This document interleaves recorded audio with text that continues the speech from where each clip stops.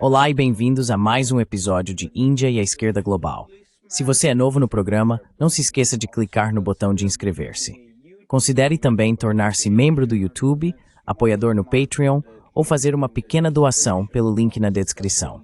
Mas no mínimo, assista ao programa, curta, compartilhe e comente. Sem mais delongas, quero dar as boas-vindas à nossa convidada de hoje, a professora Aviva Chomsky. Professora Chomsky é expert em História das Matters with China e de Império Norte.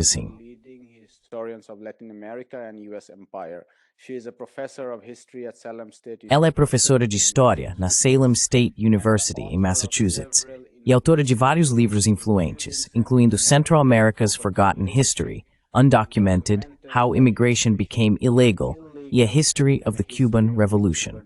Seu trabalho tem sido fundamental para conectar os pontos entre a política externa dos Estados Unidos, o trabalho, a imigração e o poder corporativo, além de mostrar como a política de império moldou a desigualdade e a exclusão dentro do próprio país. Nesta conversa, exploramos como o imperialismo norte-americano está moldando a América Latina, especialmente a Venezuela, e como poderia ser um novo tipo de solidariedade internacional hoje. Professora Chomsky, bem-vinda de volta à Índia e à Esquerda Global.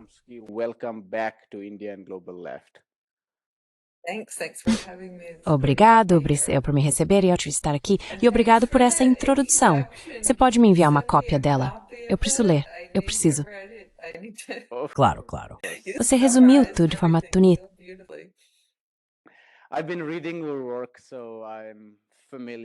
Tenho lido seu trabalho, então estou familiarizado com parte dele e tentei fazer o meu melhor. Mas eu queria começar pela escalada dos Estados Unidos no Caribe, particularmente contra a Venezuela.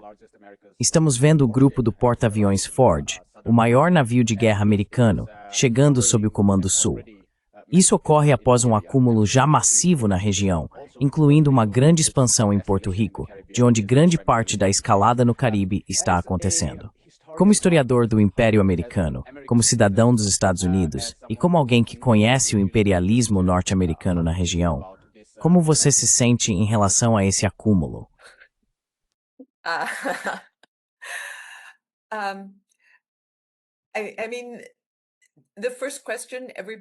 Quero dizer, a primeira pergunta que todo mundo me faz é: o Trump vai invadir a Venezuela? E eu acho que as tendências gerais do Trump não são difíceis de entender ou prever, mas as ações do dia a dia do governo Trump às vezes são muito difíceis de compreender e prever. Então, prever o futuro é sempre um desafio, porque há muitos fatores diferentes envolvidos. É isso que nós historiadores fazemos. Analisamos todos os diferentes fatores que influenciam como a história acontece. Mas com tantos fatores em jogo, não posso responder a pergunta: o Trump vai invadir a Venezuela?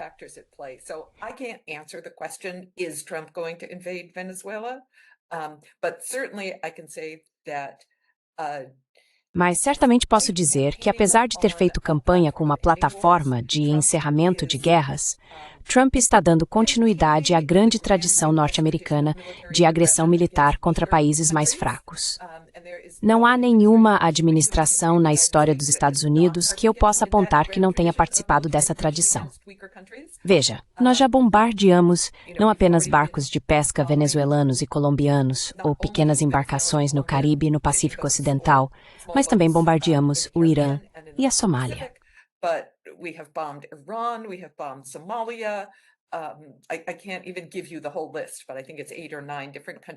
Eu nem consigo te dar a lista completa, mas acho que são 8 ou 9 países diferentes que os Estados Unidos já bombardearam, realizaram ataques militares não provocados contra eles.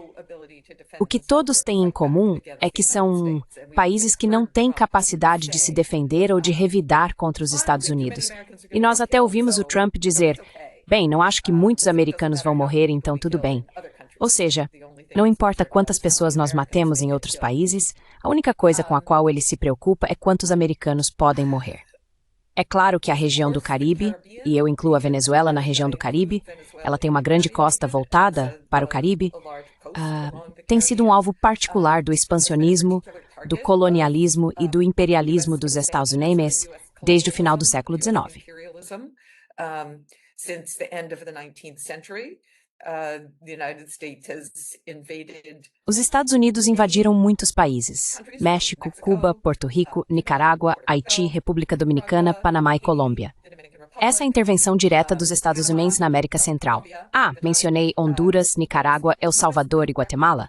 Os interesses econômicos dos Estados Unidos no Caribe realmente começaram no século XIX, embora possamos rastreá-los ainda mais para trás. Se olharmos para a Nova Inglaterra colonial, antes mesmo de os Estados Unidos existirem, grande parte da riqueza da Nova Inglaterra e da elite local da minha região vinha de seus investimentos em Barbados, outra colônia britânica com plantações de açúcar. Portanto, a conexão entre intervenção econômica e militar vem de muito tempo. Antes de 1898, em 1848 foi a primeira invasão dos Estados Unidos ao México, mas 1898 foi a primeira invasão dos Estados Unidos ao Caribe, em Porto Rico e Cuba. As economias dessas ilhas, que então estavam sob domínio espanhol, já estavam nas mãos dos Estados Unidos. Were already in the hands of the United States. That is, it was US sugar investors that Ou seja, foram os investidores norte-americanos do setor açucareiro que basicamente controlavam a economia, a maior parte das economias desses países. Assim, eles eram colônias econômicas dos Estados Unidos, mesmo que ainda fossem colônias políticas da Espanha. E como se sabe, a criação do que ficou conhecido como as Repúblicas das Bananas, sob a United Fruit Company na América Central, foi responsável por várias intervenções militares dos Estados Unidos na Guatemala e em Honduras para proteger os interesses dos investidores norte-americanos. Toda a era da diplomacia do dólar nas primeiras décadas do século XX. Foi nesse período que ocorreram repetidas invasões dos Estados Unidos no Caribe e na América Central, além de longas ocupações no Haiti, na República Dominicana e na Nicarágua, claramente sob a justificativa da doutrina Monroe de 1823, pouco depois da formação dos Estados Unidos, que basicamente afirmava que o país interviria em qualquer lugar da América Latina para intervenções europeias.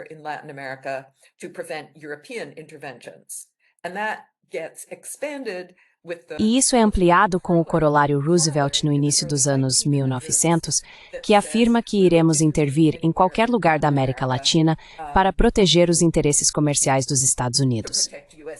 Ele não usa exatamente essas palavras, mas é basicamente isso que está dizendo.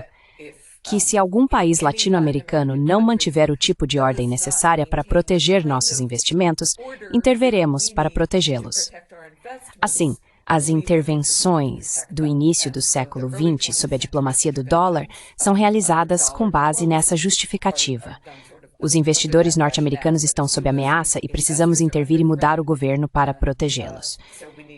E claro, o envolvimento dos Estados Unidos na indústria petrolífera da Venezuela é outro exemplo disso.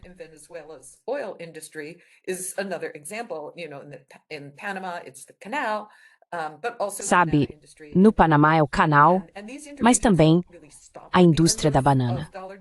E essas intervenções não pararam realmente com o fim da diplomacia do dólar, porque veja, a invasão da Guatemala em 1954 também foi diretamente para proteger a United Fruit Company de um governo de esquerda que estava concedendo mais direitos aos trabalhadores e realizando uma reforma agrária, ameaçando as propriedades da empresa. E essa justificativa não mudou muito, mesmo que tenha sido mascarada por novas ideologias na segunda metade do século XX, principalmente sob as ideologias da Guerra Fria. No Panamá, em 1989, foi sob a guerra às drogas.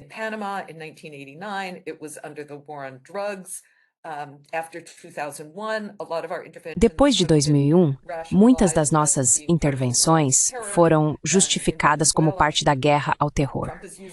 E na Venezuela, Trump está realmente usando tanto as drogas quanto o terrorismo como bem. Você sabe, a segurança nacional sempre esteve presente, mas especialmente depois do 11 de setembro, ela se tornou uma forma muito poderosa de alinhar a população dos Estados Unidos. Porque a proteção dos interesses empresariais norte-americanos não é necessariamente uma operação de propaganda capaz de conquistar o apoio da população para esses esforços militares. Mas a segurança nacional parece ser o fator que faz as pessoas se alinharem nos Estados Unidos. Eu não sei. Respondi à sua pergunta? É claro. Você me perguntou como eu me sentia. Então eu te disse o que eu penso, como eu pensaria, não como eu me sinto. Mas eu me sinto com raiva.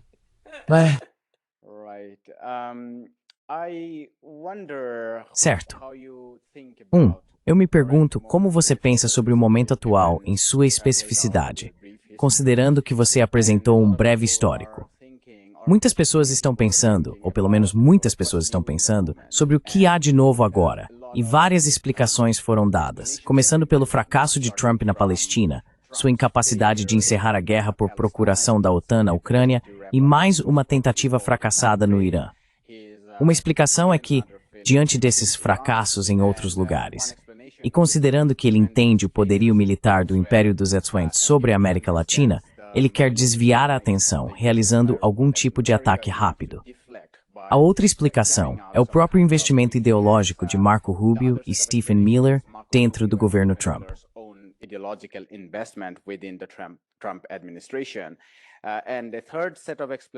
E a terceira explicação diz respeito a este novo momento de uma nova doutrina Monroe, motivado pelo aumento do investimento chinês em toda a região, especialmente pelos laços estreitos entre a Venezuela e a China. Quero dizer, nós conhecemos os números do comércio de petróleo, que cresceram enormemente entre a China e a Venezuela, mas não se trata apenas de comércio. Existem vínculos próximos entre empresas chinesas, as companhias petrolíferas do Nordeste da China e a Venezuela. Fico me perguntando, quais são suas reflexões sobre por que essa escalada está ocorrendo neste momento? Quero dizer, não estou afirmando que a escalada em si seja nova. De muitas maneiras, ela já vem acontecendo. As pessoas falam sobre 2015, quando Obama declarou a Venezuela uma ameaça à segurança nacional.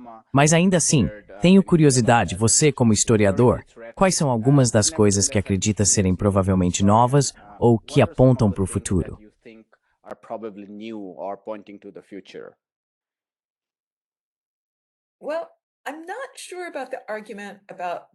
Bem, não tenho certeza sobre o argumento de que ele está tentando desviar a atenção de outros fracassos na política externa, por dois motivos. Primeiro, acho que o público americano em geral não está muito ciente nem interessado em política externa. Claro, há setores do público dos Estados Unidos que estão, mas em termos de popularidade política, não tenho certeza se Trump está realmente preocupado em desviar a atenção. E a outra questão sobre esse argumento é que acho que Trump tem sido bastante bem-sucedido em apresentar a maioria dessas ações que você mencionou como sucessos e não como fracassos, exceto no caso da Ucrânia. Mas mesmo aí, acredito que a preocupação do público americano com a Ucrânia é, no geral, bastante baixa.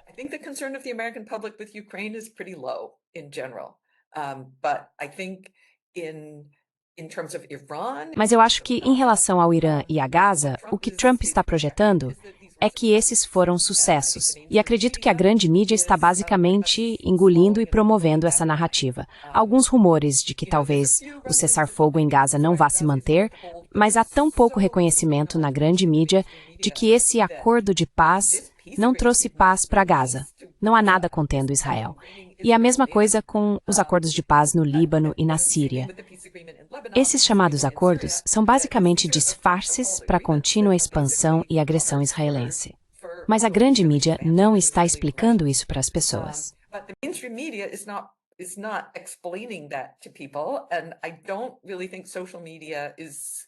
E eu realmente não acho que as redes sociais estejam cumprindo o mesmo papel que tiveram nos primeiros meses da invasão de Gaza por Israel, de realmente ajudar as pessoas a entender o que está acontecendo. Acho que, para uma grande parte da população dos Estados Unidos, tudo ficou complicado demais.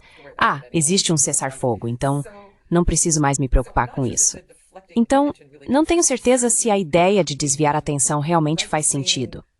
Certamente, a direita, sabe, o grupo do Marco Rubio dentro da coalizão de Trump. E claro, o governo Trump é uma coalizão de diferentes interesses, nem todos têm os mesmos objetivos, mas eu diria que existe a facção de Marco Rubio, que é ferozmente anti-Maduro, anti-Cuba, e está presa nessa mentalidade de, você quis dizer Venezuela? Quer dizer, eles também são anti-Cuba. Mas você quis dizer Cuba ou Venezuela? Bem, Anti-Maduro. Eu não disse anti-Venezuela, eu disse anti-Maduro, mas com isso eu quis dizer anti-Venezuela. Você também disse anti-Cuba. Ok, mas você quis dizer anti-Venezuela, certo?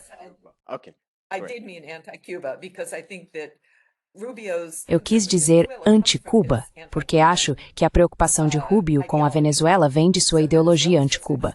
Então, para ele, a Venezuela é apenas uma extensão de Cuba.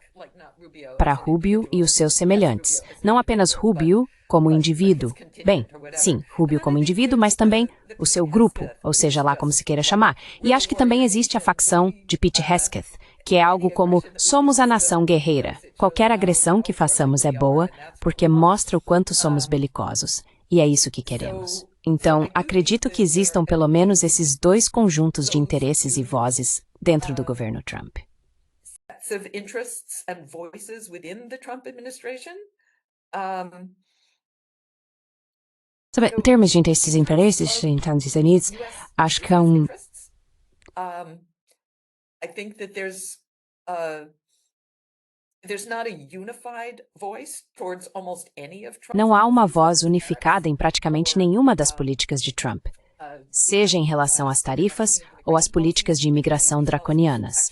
Muitas delas, na verdade, o colocam em conflito com partes do setor corporativo. Mas neste momento parece haver muito pouca disposição para desafiá-lo, assim como acontece com as universidades. Embora as universidades talvez estejam ainda mais complacentes com o que está acontecendo do que o mundo empresarial. No setor corporativo, acho que o que vejo, ou como interpreto o que vejo, é que pessoas e instituições sentem que têm mais a perder ao desafiar Trump do que ao simplesmente seguir o fluxo, tentando trabalhar com ele e sendo uma espécie de oposição leal, em vez de realmente desafiá-lo. Loyal opposition rather than actually challenging.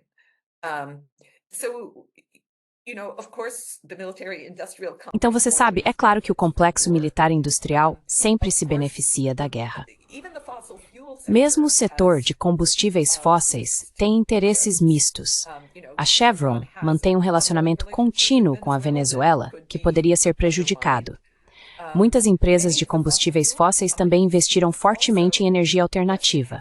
Então, as políticas climáticas de Trump, mesmo que ele esteja promovendo os combustíveis fósseis, mostram que a indústria de combustíveis fósseis hoje é mais do que apenas combustíveis fósseis.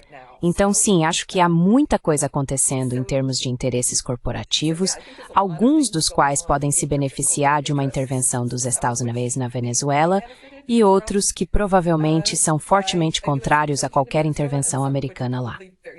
É isso.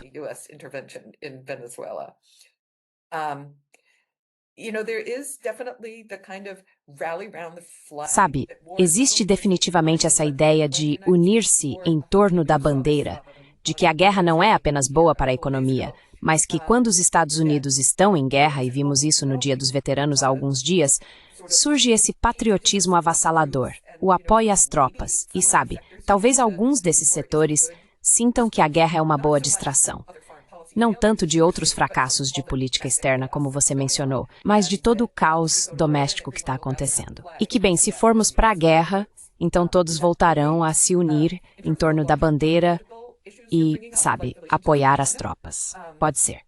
Em relação às questões geopolíticas mais amplas que você está levantando, como as relações com a China, eu realmente acho que o governo Trump demonstrou repetidamente estar muito disposto a recorrer a medidas extraordinárias para garantir que todos sigam a mesma linha.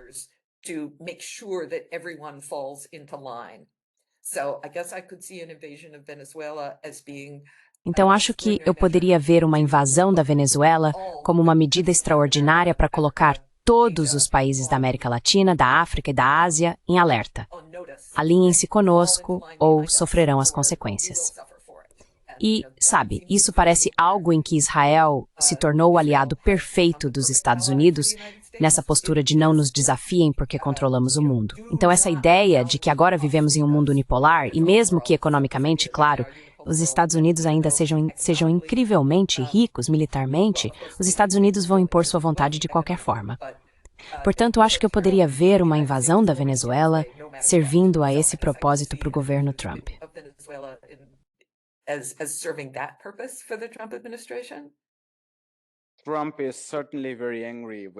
Trump está certamente muito irritado com o Brasil por causa da questão da soja, já que seu erro de cálculo sobre a força da economia dos Estados Unidos em relação à China se deveu em parte a não ter considerado a centralidade das terras raras. Ou talvez tenham achado que poderiam chantagear seus fornecedores de chips, como os chips Blackwell ou outros chips da NVIDIA, para manter o fluxo de terras raras. Mas também subestimaram o fato de que a China poderia simplesmente comprar soja do Brasil, deixando o setor agrícola, que já está em recessão nos Estados Unidos, em situação ainda pior. Por isso ele está muito irritado com o Brasil e sua ligação com a China. E é por isso que está ameaçando Lula. Parte disso também tem a ver com a política interna e sua conexão com a extrema-direita dentro do Brasil. Eu queria te perguntar sobre... I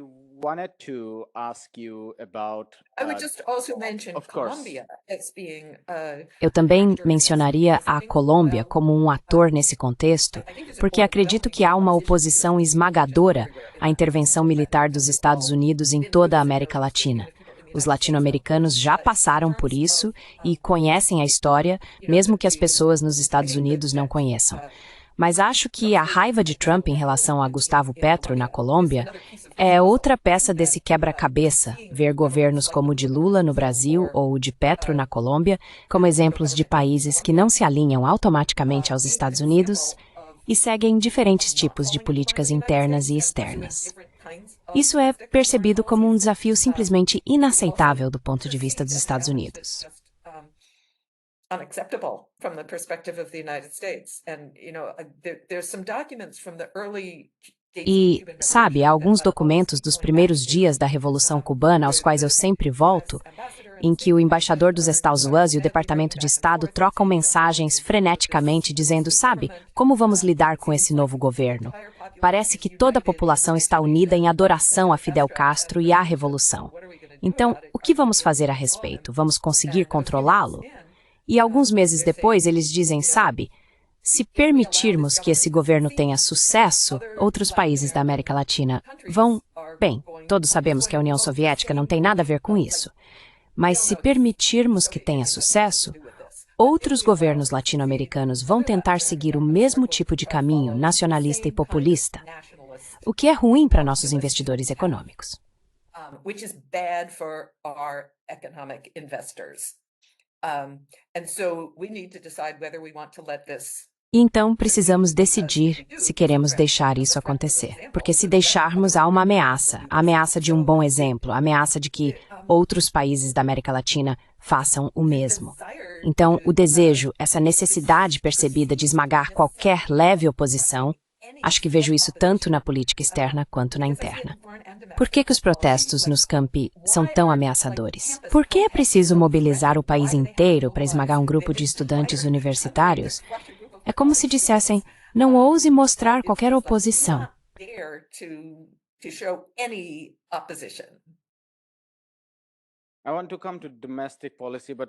Quero passar para a política interna, mas antes, uma observação final sobre política externa. Acho que o fator China deve ser muito inquietante para o governo dos Estados Unidos, mesmo que estejam tentando esconder isso de alguma forma, considerando os laços cada vez mais fortes dos países latino-americanos com a China, que são principalmente econômicos. Agora, não quero subestimar os laços econômicos que a União Soviética tinha com países como Cuba, por exemplo. Isso foi muito importante. Mas era de uma natureza um pouco diferente. No caso da China, são as empresas chinesas que estão muito ativas, e elas estão envolvidas em todos os tipos de indústrias que entram em conflito direto com os interesses corporativos dos Estados Unidos. Portanto, nesse sentido, acho que, enquanto na antiga Guerra Fria, vimos algum tipo de... Bem, muito disso era propaganda.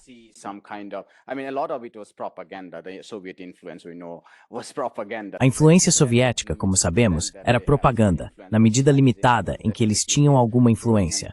Mas a influência chinesa está definitivamente crescendo e é de natureza econômica. E considerando, acho que concordo com você, que a narrativa em Gaza e até no Irã foi apresentada ao público doméstico cativo como um sucesso, não tenho certeza se a guerra tarifária com a China foi convincente para qualquer uma das partes envolvidas. Quero dizer, certamente as empresas que sofreram, ou o setor agrícola que vem sofrendo, ou os cidadãos norte-americanos em geral, minha intuição é que eles perceberam o que está acontecendo, que os Estados Unidos perderam nessa guerra econômica. Então, minha impressão é que as elites governantes dos Estados Unidos, incluindo as elites corporativas, mas também a classe política, devem estar muito preocupadas com a influência chinesa na América Latina.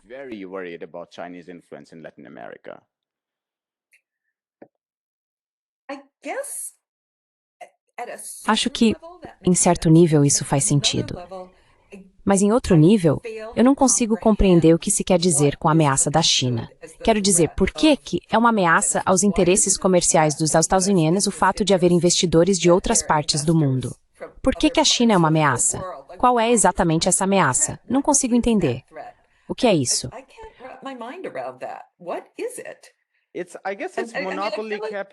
Acho que é o capital monopolista. Quero dizer, se seguirmos a lógica do capitalismo, se há outros interesses privados entrando e competindo com você, então digamos, se a Temu está conquistando mais participação de mercado da Amazon, isso não deveria, pela própria lógica deles, ser uma ameaça. Mas considerando que as corporações dos Estados Unidos têm operado como monopólios na América Latina, ou pelo menos desejam isso, não é difícil imaginar por que veem isso como uma ameaça.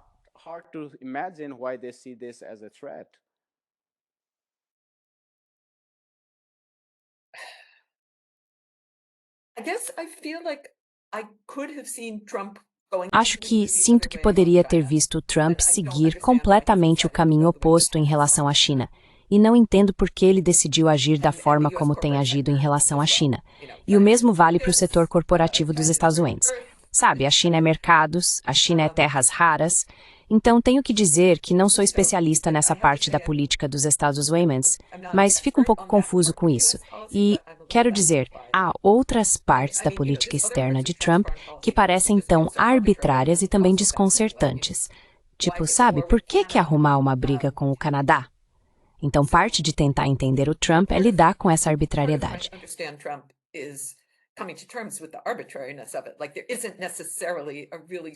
É como se não houvesse necessariamente uma lógica muito sólida do ponto A ao ponto B, como havia em 1954 na Guatemala. Sabe, havia a United Fruit Company, havia as conexões da United Fruit Company com o setor de política externa dos Estados Unidos, havia essa campanha de propaganda. Dá para traçar todas as linhas e ver exatamente como os interesses empresariais influenciavam a política externa dos Estados Unidos. Mas, em termos de iniciar uma guerra tarifária com o Canadá, quero dizer, talvez no futuro consigamos traçar essas linhas, mas agora eu não as vejo. E, sinceramente, também não as vejo com a China.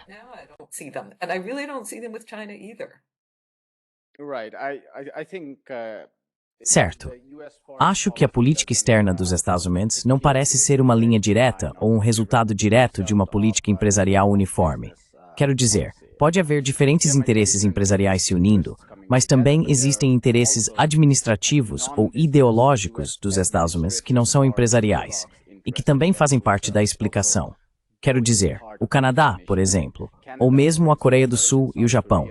Minha análise geral é que se trata de uma espécie de tributo imperial que eles estão tentando ou achavam que seriam capazes de extrair em um momento em que o império está sob enorme pressão.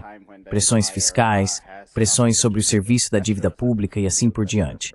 Então eles acharam que ao torcer o braço desses países, conseguiriam extrair mais. Todos esses investimentos forçados da Coreia do Sul e do Japão, alguns dos quais são, na verdade, insustentáveis, quero dizer, eles esgotariam o mercado de câmbio da Coreia do Sul, por exemplo, se 350 bilhões fluíssem para os Estados Unidos em algumas parcelas. Mas enfim, vamos chegar...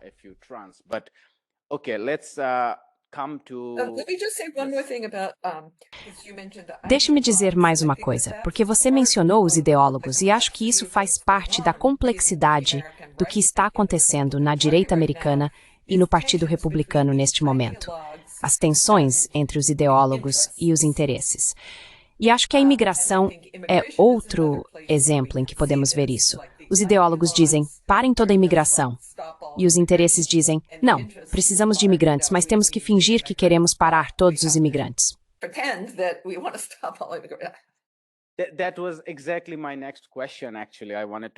Na verdade, essa era exatamente a minha próxima pergunta. Eu queria falar sobre a política interna dos Estados Unidos.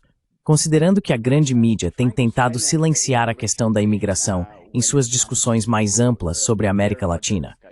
Quando leio o seu trabalho, e o de Juan González e outros sobre a história da região, vejo que a intervenção dos Estados Unidos, em primeiro lugar, levou a muita imigração. Depois, esses imigrantes ficaram presos a rótulos de criminalidade e ilegalidade, muitos dos quais se intensificaram durante o governo Trump. Quero que você nos fale mais sobre isso.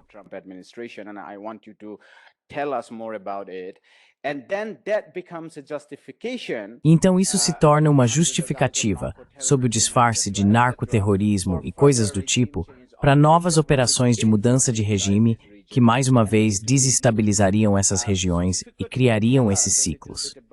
Então, se você puder nos contar um pouco sobre a política de extrema-direita nos Estados Unidos, como ela moldou a política anti-imigração, e qual é a ligação entre isso e esses tipos de mudanças de regime? A justificativa ou a ilusão de autoridade moral por trás das intervenções na América Latina? Acho que isso esclareceria muito para nossos espectadores.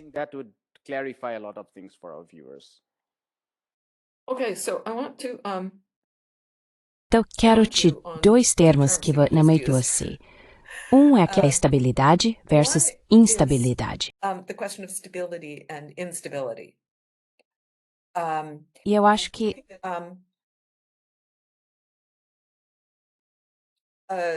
If you look at the history of Central America, se você observar a história da América Central, por exemplo, os Estados Unidos frequentemente, impuseram ditadores. Então os Estados Unidos intervêm, porque dizem, há instabilidade, não podemos ter instabilidade. Mas também intervém quando há bastante estabilidade, para desestabilizar. Portanto, não acho que os estados tenham um interesse geral na estabilidade. Eles têm um interesse geral em um certo conjunto de políticas econômicas. E muitas vezes essas políticas econômicas mudam, se forem políticas extrativistas que favorecem o investimento estrangeiro em detrimento da população local, que é o tipo de política que os Estados Unidos implementaram ao longo de todo o século XX e XXI. Quero dizer, há uma verdadeira consistência nisso. Os Estados Unidos querem promover a estabilidade porque querem continuar essas políticas, mas essas próprias políticas causam instabilidade. But those policies themselves cause instability. Então veja, os Estados Unidos intervêm. Acho que precisamos ter cuidado com o termo estabilidade. Quase não significa nada. Estabilidade para que tipo de estabilidade? O outro termo sobre o qual eu queria falar, você mencionou como a intervenção dos Estados Unidos leva a um aumento da imigração, da criminalidade, da ilegalidade, e eu só queria separar um pouco essas coisas. Eu diria que não é necessariamente a intervenção militar dos Estados Unidos diretamente que leva a um aumento da imigração, mas em certos momentos históricos, especialmente no final do século XX, é o lado econômico. A intervenção dos Estados Unidos apoia a presença econômica norte-americana, digamos, na América Central e no Caribe.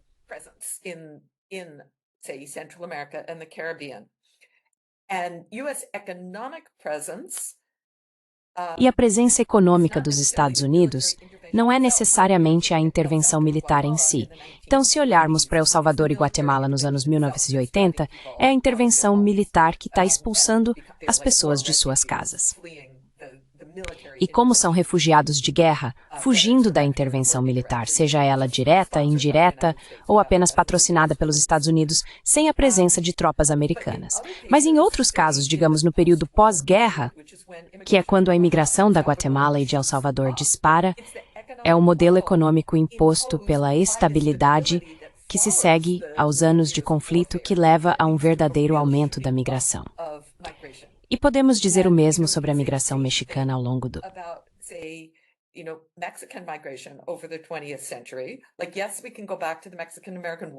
Tipo, sim, podemos voltar à Guerra Mexicano-Americana e à presença de longo prazo. Mas a migração mexicana para os Estados Unidos é realmente impulsionada pelos interesses empresariais norte-americanos. seja na construção de ferrovias no México no século XIX para trazer pessoas até a fronteira para trabalhar, seja nos programas de trabalhadores convidados. Então, esses são diferentes tipos de intervenções, ou sabe, o caso das maquiladoras. O programa de industrialização da fronteira dos anos 1960, que atraía pessoas para a fronteira e depois criava empregos e condições de vida horríveis para elas ali. Portanto, esses laços econômicos estão relacionados às intervenções dos Estados Unidos, mas são tipos diferentes de intervenção, eu diria. São realmente esses laços econômicos que, na minha opinião, são o maior impulso para a imigração.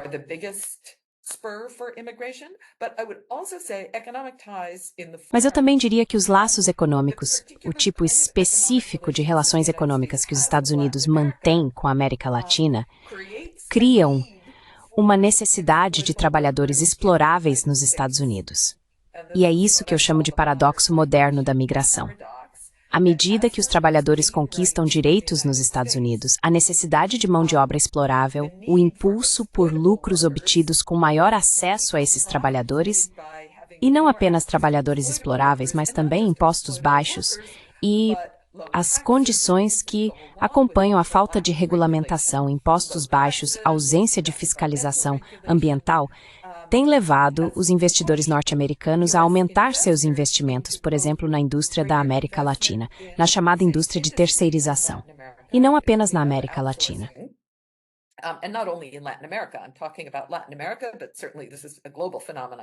Estou falando sobre a América Latina, mas certamente este é um fenômeno global, não apenas latino-americano.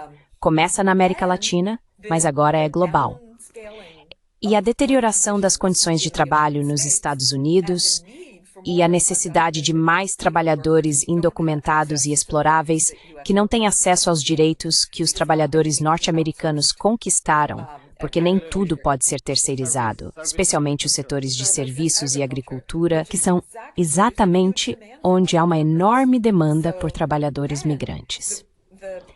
E a migração também.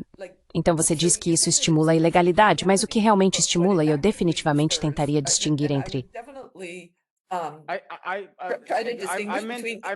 Quis dizer a narrativa da ilegalidade. Eu disse a ilegalidade. Ok, mas existem relações entre ilegalidade e criminalidade. Só que não as que ouvimos do governo Trump, que afirma que pessoas sem documentos cometem muitos crimes, matam muitas pessoas e são uma ameaça à segurança nacional. Mas, então sim, isso, quero dizer, a ilegalidade é uma construção jurídica que retira direitos das pessoas, certo? Ela cria uma condição em que as pessoas podem ser exploradas. Portanto, nesse sentido, a ilegalidade serve a um propósito econômico.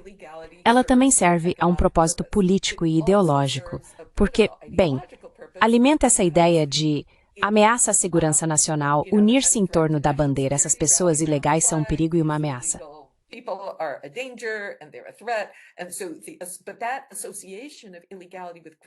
E assim, essa associação da ilegalidade com a criminalidade é ao mesmo tempo uma ferramenta ideológica para justificar a exploração e, por outro lado, é verdade que a criação de um sistema de legalidade transformou a migração em algo extremamente perigoso e extremamente lucrativo.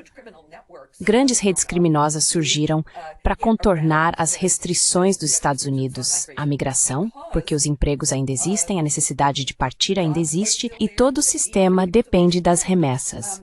Ou seja, todo o sistema de ajuste estrutural neoliberal na América Central depende das remessas vindas dos Estados Unidos. E é esse o projeto que os Estados Unidos estão promovendo na América Central.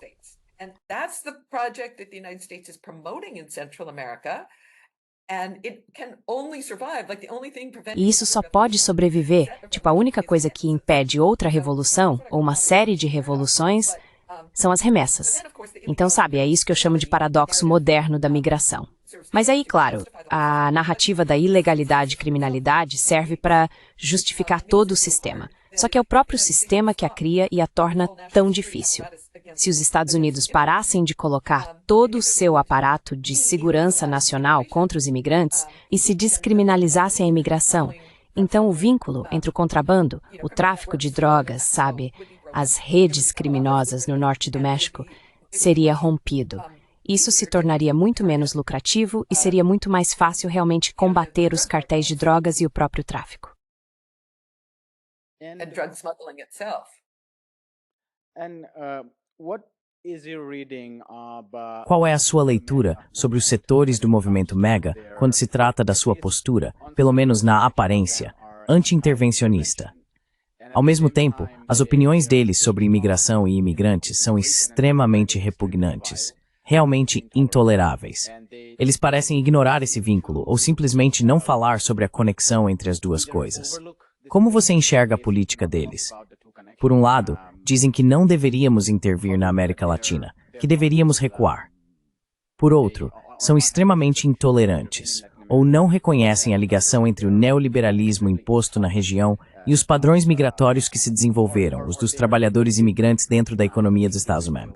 São completamente cegos a isso, ou a ideologia deles simplesmente não reconhece essa relação. Quais são seus pensamentos?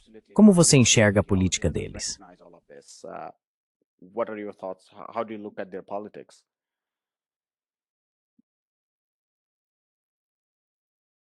Well, so I think the most Bem, eu acho que o nativismo, o sentimento anti-imigrante, a xenofobia e o racismo têm raízes muito profundas na história americana.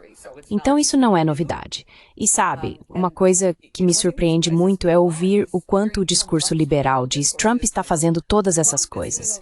Ora, o Woodrow Wilson não fez todas essas coisas. Se voltarmos um pouco, o Bill Clinton não fez todas essas coisas. Então sim, eu tenho que distinguir o que é realmente específico da mente, profundamente enraizada americana.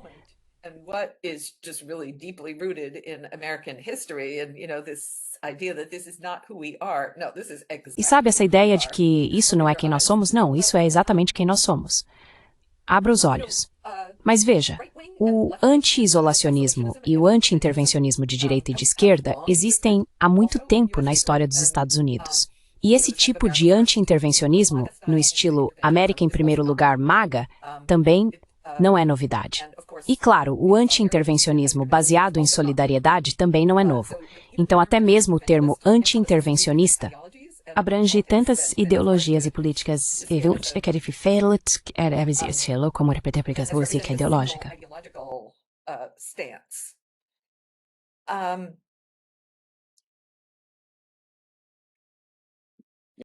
Acho que a intervenção do MAGA Acho que muito do que está acontecendo nos Estados Unidos agora, em termos de imigração, também pode ser visto como parte de um padrão de longa data na história dos Estados Unidos. Em momentos, ou melhor, em períodos de crise econômica nos Estados Unidos, quando as pessoas comuns estão enfrentando dificuldades econômicas, e este é um desses períodos, certo? Com moradia, saúde, educação, alimentação. Uma forma de entender isso, que é claramente promovida tanto por democratas quanto por republicanos, é por meio de uma narrativa racista. Bem, a culpa é daquelas pessoas. E sabe, isso assumiu diferentes formas em diferentes momentos. And that has taken different forms in different times. Sometimes it has been just explicitly racist. Sometimes Às vezes tem sido explicitamente racista. Às vezes tem sido xenofóbico. O que é, você sabe, realmente difícil de separar do racismo, mas tem sido enquadrado em termos de imigração. E acho que algumas das coisas que aconteceram no final do governo Biden realmente ajudaram Trump a fortalecer a narrativa MAGA. Muitas das políticas de imigração de Biden pareceram, para grandes setores da população, incluindo imigrantes, até mesmo imigrantes sem documentos, caóticas e como se estivessem criando benefícios e serviços sociais para pessoas de fora do país, aos quais as pessoas de dentro do país não tinham acesso.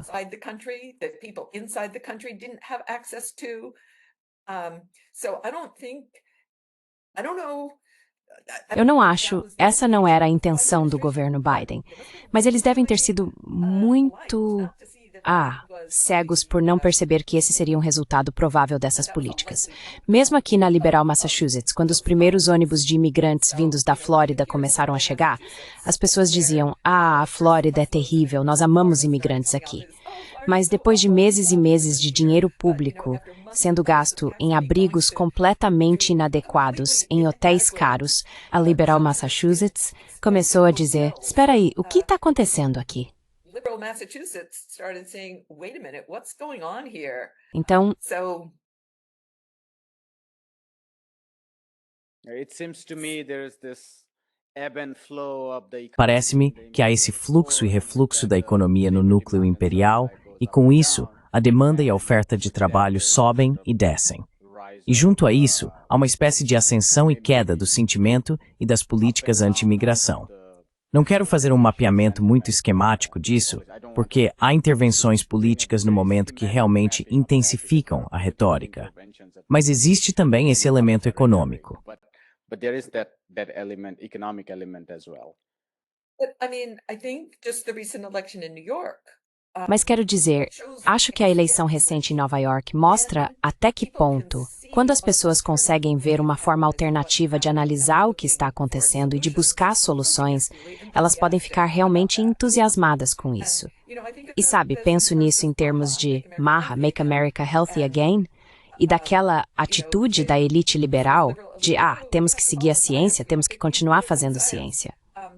Quando a maioria das pessoas tem experiências tão ruins com o sistema médico, e veja, eu faço parte da elite privilegiada, mas as minhas próprias experiências com o sistema médico e com a indústria de seguros são tão terríveis que não é de se estranhar que as pessoas queiram desconfiar de tudo e digam, sabe, os democratas não reconhecem isso. But the Democrats don't recognize that. Sintetpes. Os democratas, nice. Tenho acompanhado esses debates no Senado sobre a ampliação do Affordable Care Act, e é algo sufocante em tantos níveis, porque o conjunto de opções apresentadas é extremamente limitado. Ou o Estado envia subsídios para seguradoras, ou, como o Trump está dizendo, eu pago você diretamente e então você negocia com a seguradora. Mas sabemos que as seguradoras estão em uma posição muito melhor do que os indivíduos para aumentar os preços. De qualquer forma, ambas as opções são tão corruptas e tão restritas que os cidadãos, no fim das contas, ficam presos.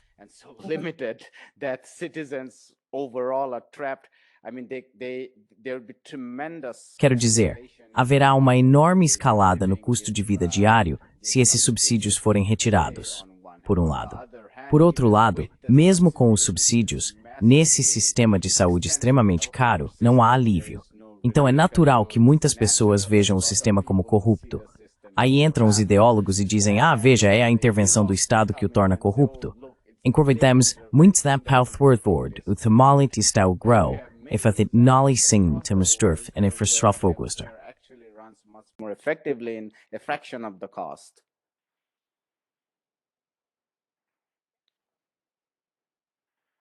I want to. Yes, my final question probably also ties to your comment. Sim, minha última pergunta provavelmente também se relaciona ao seu comentário sobre Nova York, e é sobre o que poderia ser. Bem, não vamos chamar de uma esquerda alternativa, mas algo dentro dos debates e discussões da esquerda. Estou pensando especialmente em Cuba e na Venezuela, embora também se possa pensar na Nicarágua. Minha pergunta é, como você enxerga os debates dentro da esquerda nos Estados Unidos? Porque parece haver muitos pontos cegos ali. Alguns dos artigos que você me enviou para ler, dos quais tirei grande proveito, falam sobre isso.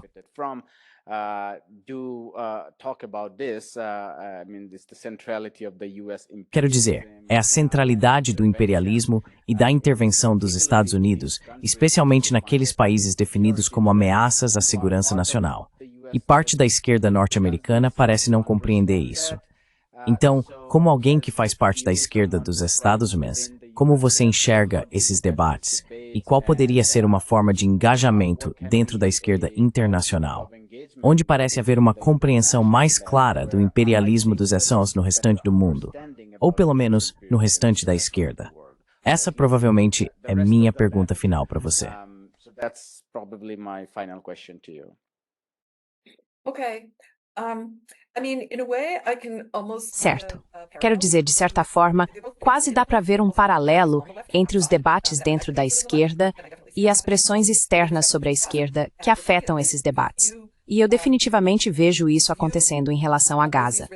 Existe essa ideia de que se você se opõe à invasão israelense de Gaza, se você se opõe a todo o conceito de sionismo e de estados etnonacionais, então isso significa que você apoia o que eles chamam de terrorismo. E assim acabamos nos sentindo obrigados a dizer algo como, bem, é claro que eu não apoio exércitos matando crianças, mas...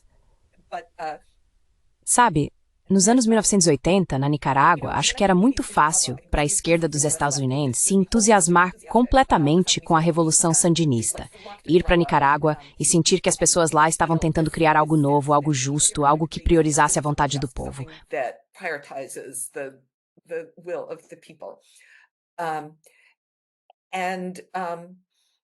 E eu acho que governos ou movimentos como os de Maduro, Ortega e o Hamas foram tão demonizados que as pessoas sentem que, bem, não há nada a apoiar. Então, sabe, talvez a única solução seja os Estados Unidos ou Israel ou alguém assumir o controle. E eu acho que essa é uma narrativa completamente falsa. Existem muitas vozes, organizações e movimentos palestinos e muitas organizações e movimentos nicaragüenses que podemos apoiar, mas também podemos nos opor ao genocídio, mesmo que não haja nenhum movimento específico para apoiar.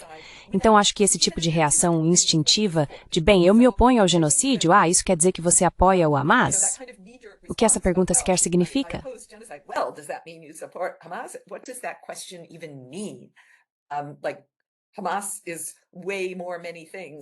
Tipo, o Hamas é muito mais coisas do que o que nos mostram que o Hamas é.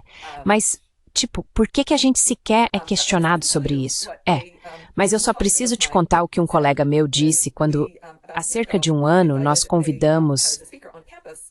tivemos como palestrante no campus um padre episcopal da Cisjordânia que estava fazendo algumas visitas ao Congresso e participando de eventos de palestras na região. Nós o convidamos para falar na Salem State e a universidade, claro, tem sido extremamente relutante em permitir qualquer voz palestina. Ele trabalha com a Organização Palestina de Direitos Humanos Al-Haq e conversou conosco sobre algumas das coisas que estão acontecendo na Cisjordânia.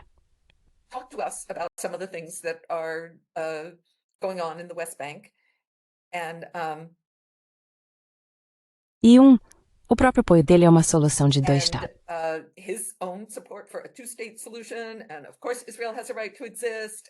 E claro, Israel tem o direito de existir. Quero dizer, alguns palestinos na plateia ficaram tão irritados que se levantaram e foram embora, porque essa não era a mensagem que queriam ouvir. Mas essa era a mensagem que o palestrante queria transmitir. Quando mencionei isso a um dos meus colegas, disse, você devia ter ido a essa palestra, acho que teria gostado do que ele disse.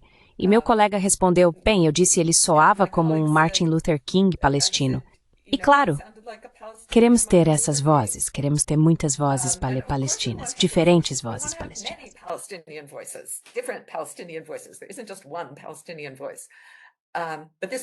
Não existe apenas uma voz palestina, mas essa voz em particular achei que meu colega sionista teria apreciado ouvir.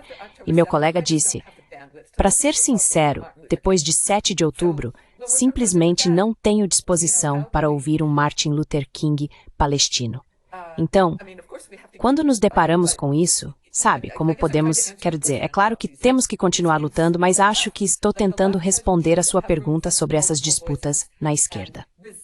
A esquerda deve ter para as três vozes e resistir à tentativa de estetificar ou desqualificar o etnonacionalismo, imperialismo extremos ou de Israel.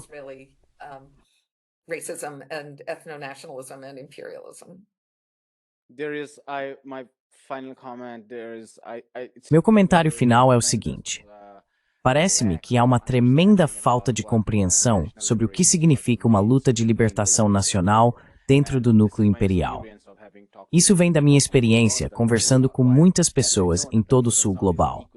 E embora saibamos que o sul global também é vulnerável a tendências e políticas de direita, de modo geral, e não estou falando apenas da esquerda no sul global, parece haver uma compreensão mais profunda da luta pela libertação nacional. Assim, mesmo na Índia, por exemplo, Não é difícil encontrar muitas pessoas que entendem que o Hamas e o Hezbollah fazem parte da resistência. Hamas and Hezbollah are part of the resistance. I mean, this is something you can't talk in the United States. In fact, Quer dizer, esse é um assunto sobre o qual você realmente não pode falar nos Estados Unidos. É vigorosamente e agressivamente suprimido. Nós tivemos, bem, não foi exatamente uma notificação de greve, mas o YouTube removeu nosso conteúdo com o professor Norman Finkelstein falando sobre Sayed Nasrallah após seu assassinato. Ele estava descrevendo Nasrallah como uma pessoa inteligente, alguém que sabia se expressar de forma reflexiva, alguém de quem você realmente poderia aprender. E esse é o tipo de conteúdo que você não pode exibir no YouTube. Eles o removeram várias vezes, e mesmo depois de recorrermos, disseram que estava promovendo organizações violentas, criminosas e terroristas, o que não é permitido. Então é isso.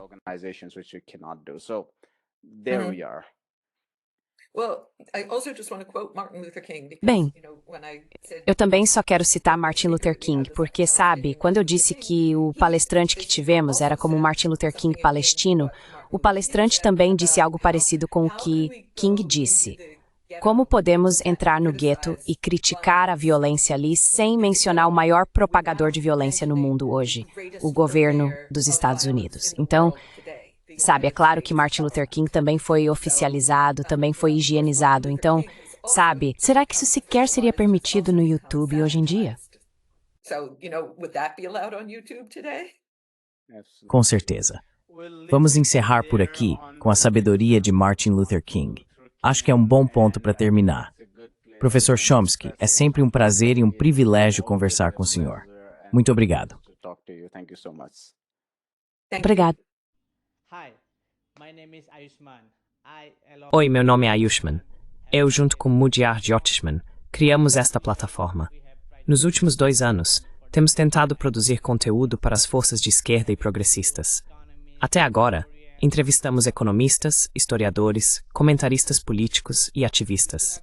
Se você gostou do nosso conteúdo e quer que construamos um arquivo para a esquerda, tenho 2 pedidos para você. Por favor, considere fazer uma doação para a causa. O link está na descrição abaixo. E, se não puder, não se sinta mal. Você sempre pode curtir e compartilhar nossos vídeos com seus camaradas. Por fim, não se esqueça de clicar no botão de inscrever-se. Don't forget to hit the subscribe button.